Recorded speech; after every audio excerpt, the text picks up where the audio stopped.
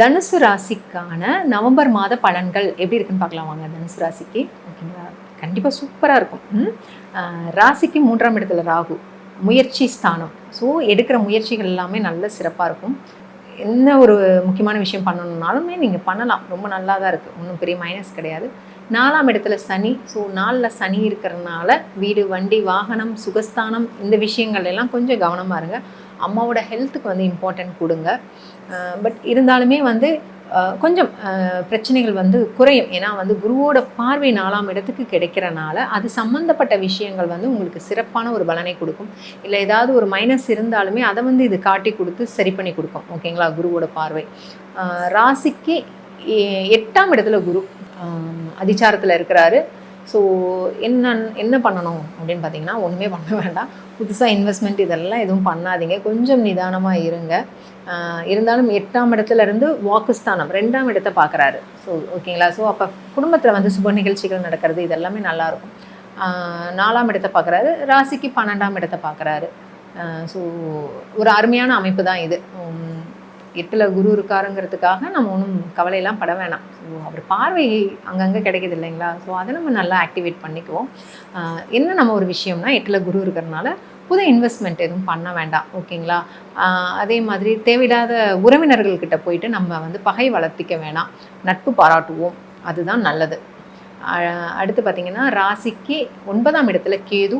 So 9ல் Ketu இருக்கிறது பார்த்திங்கன்னா, தந்தை வழி, தந்தை வர்க்கம், அப்பாவோட சொந்தக்காரங்க இவங்க வகையில் வந்து நம்மளுக்கு ஏதாவது ஒரு பிரச்சனையோ இல்லை அவங்க சார்ந்து ஏதாவது ஒரு கவலைப்படுறதோ இல்லை திடீர் செலவோ இதை வந்து ஏற்படுத்தும்.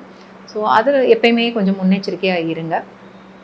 அடுத்து பார்த்திங்கன்னா, 9ஆம் இடத்துல கேது இருக்கும்போது நான் சொல்கிறது தான்.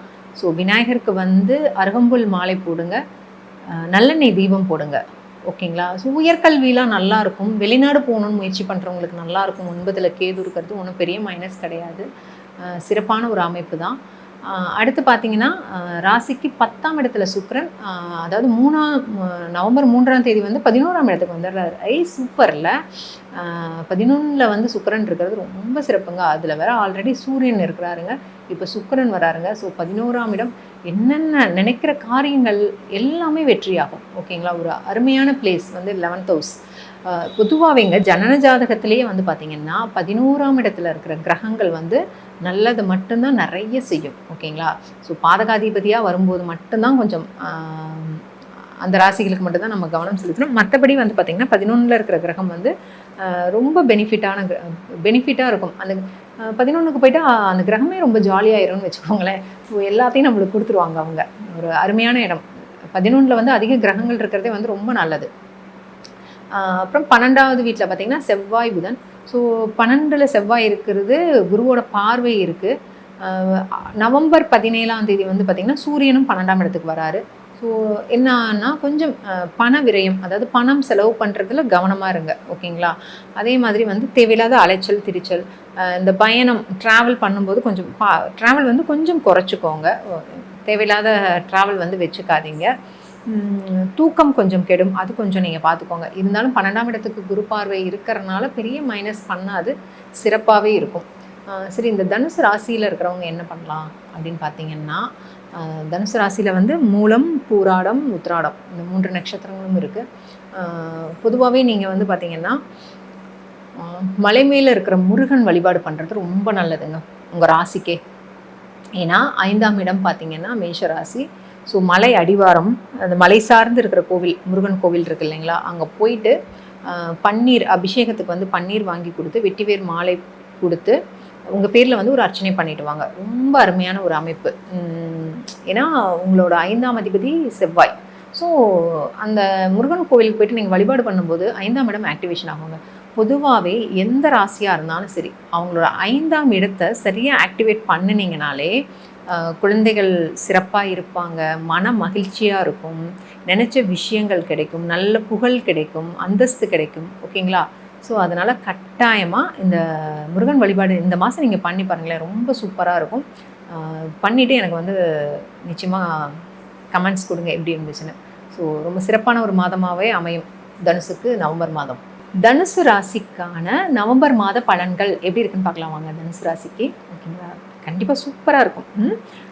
ராசிக்கு 3ஆம் இடத்துல ராகு, முயற்சி ஸ்தானம். ஸோ எடுக்கிற முயற்சிகள் எல்லாமே நல்ல சிறப்பாக இருக்கும். என்ன ஒரு முக்கியமான விஷயம் பண்ணணுன்னாலுமே நீங்கள் பண்ணலாம். ரொம்ப நல்லா தான் இருக்குது, ஒன்றும் பெரிய மைனஸ் கிடையாது. 4ஆம் இடத்துல சனி. ஸோ 4ல் சனி இருக்கிறதுனால வீடு, வண்டி, வாகனம், சுகஸ்தானம் இந்த விஷயங்கள் எல்லாம் கொஞ்சம் கவனமாக இருங்க. அம்மாவோட ஹெல்த்துக்கு வந்து இம்பார்ட்டன்ட் கொடுங்க. பட் இருந்தாலுமே வந்து கொஞ்சம் பிரச்சனைகள் வந்து குறையும். ஏன்னா வந்து குருவோட பார்வை 4ஆம் இடத்துக்கு கிடைக்கிறனால அது சம்மந்தப்பட்ட விஷயங்கள் வந்து உங்களுக்கு சிறப்பான ஒரு பலனை கொடுக்கும். இல்லை ஏதாவது ஒரு மைனஸ் இருந்தாலுமே அதை வந்து இது காட்டி கொடுத்து சரி பண்ணி கொடுக்கும். ஓகேங்களா? குருவோட பார்வை.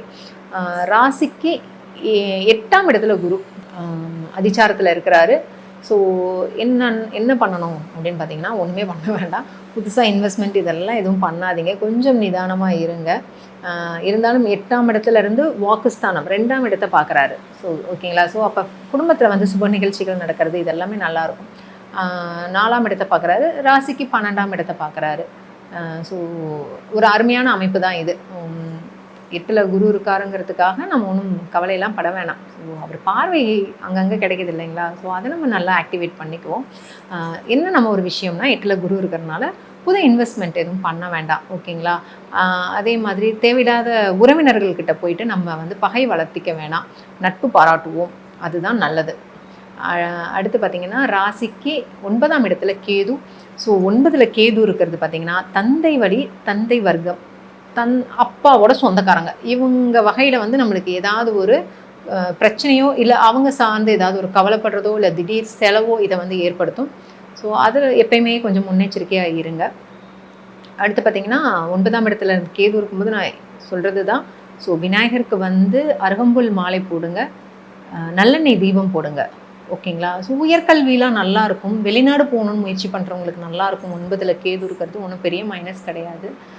சிறப்பான ஒரு அமைப்பு தான். அடுத்து பார்த்திங்கன்னா ராசிக்கு 10ஆம் இடத்துல சுக்கிரன்.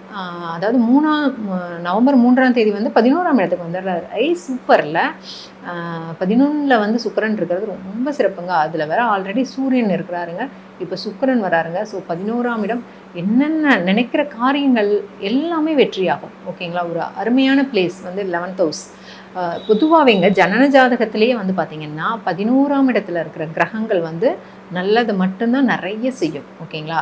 ஸோ பாதகாதிபதியாக வரும்போது மட்டும்தான் கொஞ்சம் அந்த ராசிகளுக்கு மட்டும்தான் நம்ம கவனம் செலுத்தணும். மற்றபடி வந்து பார்த்திங்கன்னா 11ல் இருக்கிற கிரகம் வந்து ரொம்ப பெனிஃபிட்டாக இருக்கும். அந்த 11க்கு போய்ட்டு அந்த கிரகமே ரொம்ப ஜாலியாகிரும்னு வச்சுக்கோங்களேன். ஸோ எல்லாத்தையும் நம்மளுக்கு கொடுத்துருவாங்க அவங்க. ஒரு அருமையான இடம் 11ல் வந்து அதிக கிரகங்கள் இருக்கிறதே வந்து ரொம்ப நல்லது. அப்புறம் 12வது வீட்டில் பார்த்திங்கன்னா செவ்வாய் புதன். ஸோ 12ல் செவ்வாய் இருக்கிறது, குருவோட பார்வை இருக்குது. நவம்பர் 17ஆம் தேதி வந்து பார்த்திங்கன்னா சூரியனும் 12ஆம் இடத்துக்கு வராரு. ஸோ என்னன்னா கொஞ்சம் பண விரயம், அதாவது பணம் செலவு பண்ணுறதுல கவனமாக இருங்க. ஓகேங்களா? அதே மாதிரி வந்து தேவையில்லாத அலைச்சல் திரிச்சல், இந்த பயணம் ட்ராவல் பண்ணும்போது கொஞ்சம் ட்ராவல் வந்து கொஞ்சம் குறைச்சிக்கோங்க. தேவையில்லாத ட்ராவல் வந்து வச்சுக்காதீங்க. தூக்கம் கொஞ்சம் கெடும், அது கொஞ்சம் நீங்கள் பார்த்துக்கோங்க. இருந்தாலும் 12ஆம் இடத்துக்கு குரு பார்வை இருக்கிறனால பெரிய மைனஸ் பண்ணாது, சிறப்பாகவே இருக்கும். சரி, இந்த தனுசு ராசியில் இருக்கிறவங்க என்ன பண்ணலாம் அப்படின்னு பார்த்தீங்கன்னா, தனுசு ராசியில் வந்து மூலம், பூராடம், உத்திராடம் இந்த 3 நட்சத்திரங்களும் இருக்குது. பொதுவாகவே நீங்கள் வந்து பார்த்திங்கன்னா மலை மேலே இருக்கிற முருகன் வழிபாடு பண்ணுறது ரொம்ப நல்லதுங்க உங்கள் ராசிக்கே. ஏன்னா 5ஆம் இடம் பார்த்திங்கன்னா மேஷ ராசி. ஸோ மலை அடிவாரம், அந்த மலை சார்ந்து இருக்கிற கோவில், முருகன் கோவில் இருக்குது இல்லைங்களா, அங்கே போயிட்டு பன்னீர் அபிஷேகத்துக்கு வந்து பன்னீர் வாங்கி கொடுத்து வெட்டிவேர் மாலை கொடுத்து உங்கள் பேரில் வந்து ஒரு அர்ச்சனை பண்ணிட்டு வாங்க. ரொம்ப அருமையான ஒரு அமைப்பு. ஏன்னா உங்களோட 5ஆம் அதிபதி செவ்வாய். ஸோ அந்த முருகன் கோவிலுக்கு போயிட்டு நீங்கள் வழிபாடு பண்ணும்போது 5ஆம் இடம் ஆக்டிவேஷன் ஆகுங்க.